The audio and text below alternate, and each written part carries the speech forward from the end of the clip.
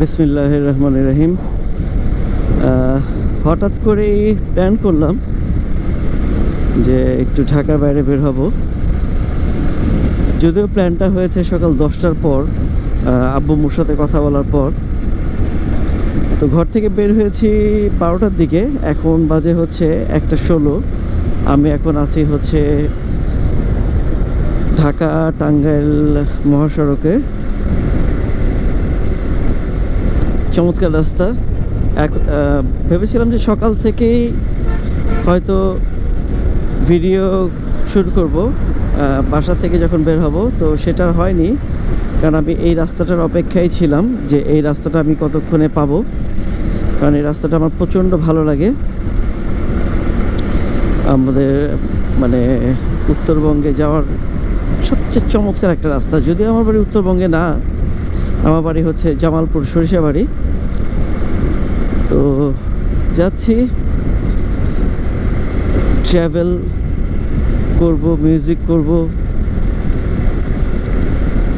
খুব সুন্দর রাস্তা, এত চমৎকার এই রাস্তাটা। আসলে আমরা সবাই মাওয়ার রাস্তাটাকে চিনি, কিংবা মাওয়ার রাস্তাটাকেই সবাই ওটা পরিচিত সবার কাছে। বাট ঢাকা টাঙ্গাইল যে মহাসড়ক, যে রাস্তাটা, এটা খুবই চমৎকার, মানে খুব অসাধারণ একটা রাস্তা। এটা কেউ না আসলে বুঝতে পারবে না। এটাও হচ্ছে 1, 2, 3, 4 লেন তো আমি এমনিতেই দেখছি। তারপর বামে, তারপর ওই পাশে আরও রাস্তা আছে। বলতে গেলে এটা 6 লেনের রাস্তা। আজকে মোটামুটি একটু রাশ দেখছি, কারণ আমার এই সময় কখনোই যাওয়া হয় না। আমি অলওয়েজ আমি গাড়ি নিয়ে যাই, আজকে বাইক নিয়ে যাচ্ছি। আমার বাড়িতে যাওয়ার আরেকটা উদ্দেশ্য আছে। যেহেতু বলেই ফেললাম যে বাড়িতে যাচ্ছি, বাড়িতে যাওয়ার আরেকটা উদ্দেশ্য হচ্ছে, সেটা সকালবেলা আব্বুর সাথে যখন আমি অনলাইনে কথা বলছিলাম মোবাইলে, তখন দেখলাম যে আমাদের বাড়ির জমি জমাগুলো মাপঝোঁক হচ্ছে।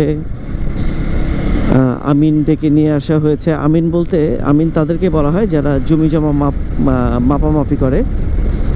তো হঠাৎ করে আমি মনে পড়লো যে তাহলে যেহেতু 3-3.5 ঘন্টা একটানে একটু যাই, বাড়ির দিকে যাই। যদিও আব্বু আম্মু ঢাকাতেই থাকে, আমরা একসাথেই থাকি, বাট আব্বু আম্মু বিগত 2020 সাল থেকে একটু রেগুলার বাড়িতে যাচ্ছে, বাড়িতে থাকছে, এবং বাড়িতে থাকাও হচ্ছে। প্রথমবার লকডাউনে আব্বু আম্মু থেকেছিল প্রায় 5-5.5 মাসের মতো, তারপর 3 মাস, তারপর 2 মাস, তারপর 1 মাস, তারপর এই যে গত ডিসেম্বরের 25 তারিখে আমি লাস্ট বাড়িতে গিয়েছিলাম, ডিসেম্বর 2021-এ। আর আজকে হচ্ছে মার্চের 4 তারিখ 2022।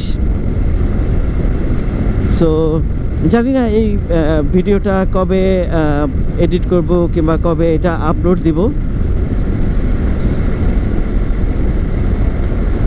চলেন যেতে থাকি,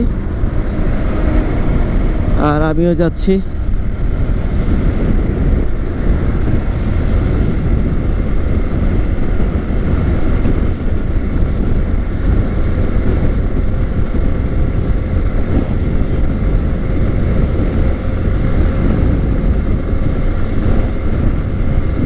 আর সাউন্ড কোয়ালিটি কেমন আসবে জানি না, এখানে প্রচুর বাতাস। যদিও আমি নয়েজ ক্যান্সেলেশনটা, মাইক্রোফোনের নয়েজ ক্যান্সেলেশন যে ক্যাপটা, সেটা আমি আনতে ভুলে গিয়েছি। তারপরে যাই দেখি। আর আমি আমার বাইক, আমার মূলত 2টা বাইক আছে। একটা হচ্ছে CDI H100S CDI, যেটা জাপানিজ, যেটার বয়স হয়ে গিয়েছে প্রায় 32 বছর। আর আরেকটা হচ্ছে আমার এই বাজাজ অ্যাভেঞ্জার 150 স্ট্রিট। এটা খুব কমফোর্ট একটা বাইক, এটা আমি দেখাবো পরে। এই বাইকটা চালিয়ে আমি আসলে অনেক মজা পাই, খুব ভালো লাগে আমার। আর আমি হ্যান্ডেলবারটা আমি স্ট্রেট একটা হ্যান্ডেলবার লাগিয়েছি। সো আর সত্যি কথা বলতে কি, বাইকটা খুব কমফোর্টের বাইক। এই বাইকটা ছিল দেখে আমি হুট করে একটা ডিসিশন নিয়েছি যে গাড়ি নিয়ে বাড়িতে যাব না, বাইক নিয়ে যাব। তাই আজকে বাইক নিয়ে বের হলাম।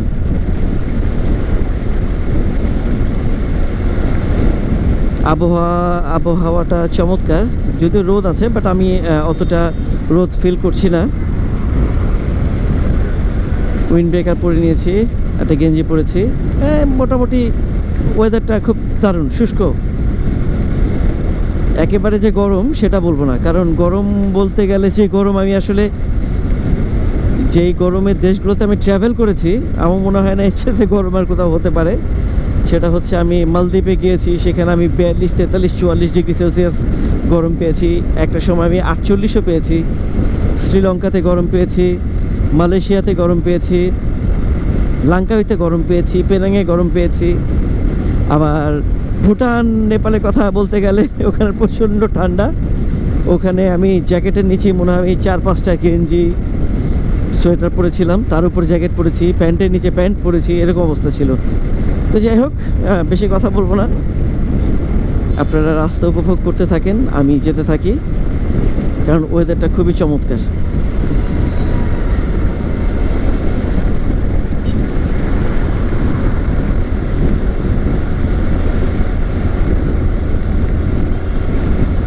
দেখতে দেখতে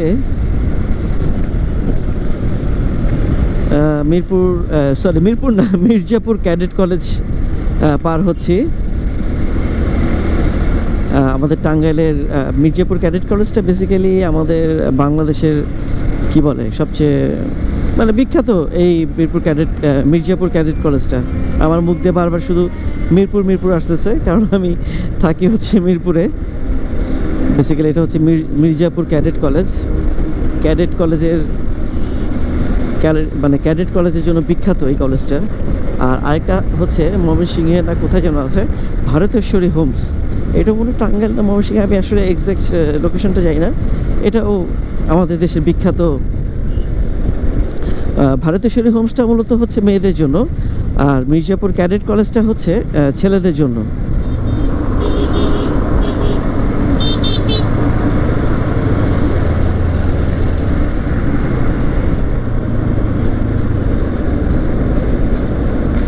ওকে, আমি আর বেশিক্ষণ ভিডিও করব না, আমি ভালো রাস্তা পেলে ভিডিও করব। টিল দেন আপনারা কিছুক্ষণ দেখেন, তারপর আমি আমার ক্যামেরাটা অফ করে দিব।